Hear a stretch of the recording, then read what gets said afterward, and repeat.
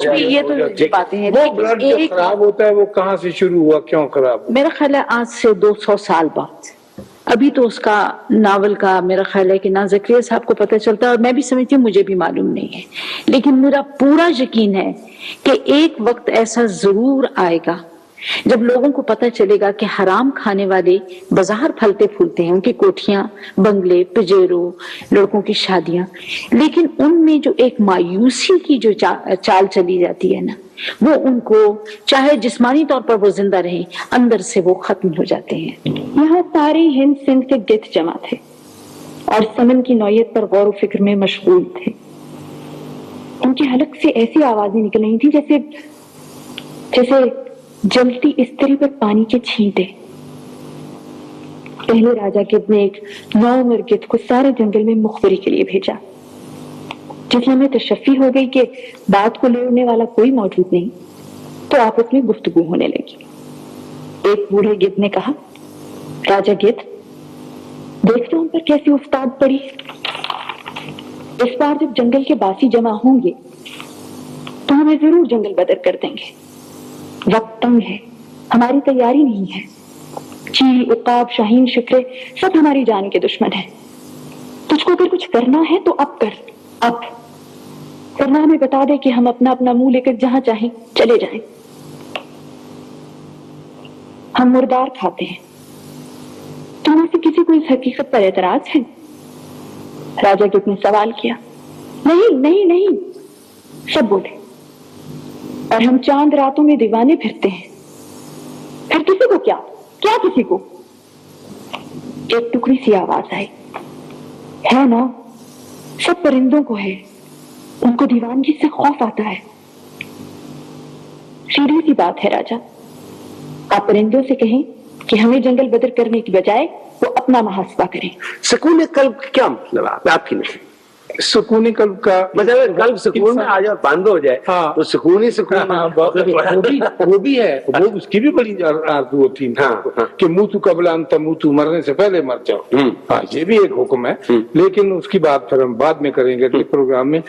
سکون قلب سے یہ مراد ہے کہ انسان اپنی اندر کی ایوولوشن کے لیے بے قرار ہے. باہر تو ہو رہی ہے لیکن اندر سے بھی وہ اپنے آپ کو ایک بہتر انسان بنانے کا خواہش مند ہے. اور انسان کا سب سے بڑا دشمن اور سب سے بڑا اس کا خوف دہندہ جو ہے وہ اینگزائٹی ہے، تشویش.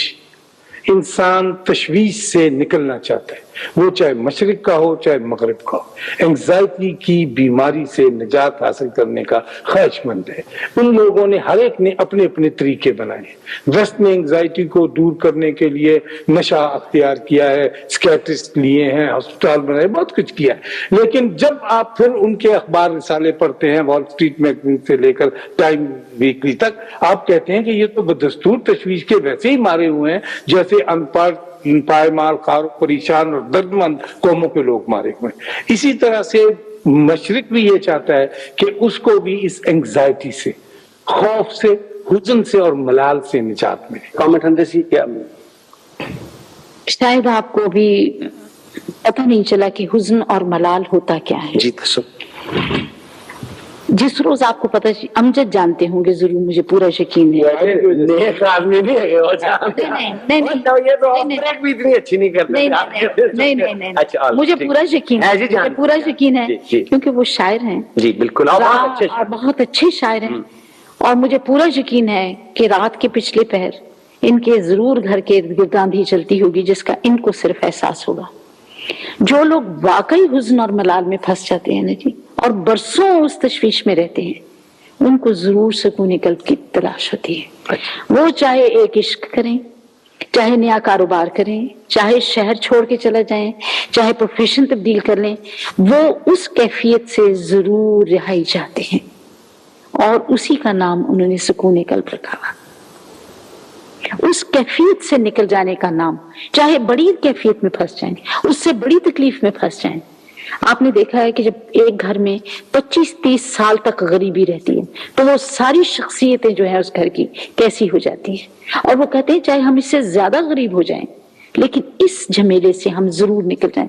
جب کوئی شخص 40 तीसरी पुश्त हो जाती है उसे अमीर हुए हुए। वो कहता मैं इस चीज से निकल जाऊं जिसका नाम अमीरी है, और इसी की तलाश को सुकून कहते हैं। अच्छा, अब आपकी कुछ साल पहले तबीयत खराब थी जी। कुछ लोग हैं जिनकी तबीयत बीमार हो जाए तो वो शोर गौगा करते हैं, रोते हैं, पीटते हैं। आप कैसे डील किया आपने ये जो बीमारी आई, इसको तहम्मुल से? मेरा ख्याल है जी काफी तहम्मुल से, लेकिन एक चीज जिसने मुझे बहुत बचाया बीमारी के दौरान वो यही थी कि बीमारी ना तो मुझे किसी इंसान ने अता की है कि मैं उसके खिलाफ शिकायत करूं या लेटर टू द एडिटर लिखूं कि इस आदमी ने मुझे ये जहर पिलाया था जिसकी वजह से, ना ही मुझे किसी अपने घर के लोगों से किसी से शिकायत थी। अगर शिकायत होती तब भी मैं कर सकती थी। मुझे इतना यकीन था कि बीमारी भी ऊपर से चली आती है और जायज चली आती है और जाएगी भी ऊपर की मर्जी से। तो फिर बाबेले का तो वहां जगह है ना जहां इंसान जालिम को देख ले, जब मालूम ही ना हो और किसी को कह ही ना सके इंसान कि भाई जालिम बड़ी हस्ती है, तो फिर क्या किया जाए, फिर तो सब्र ही करना पड़ता है।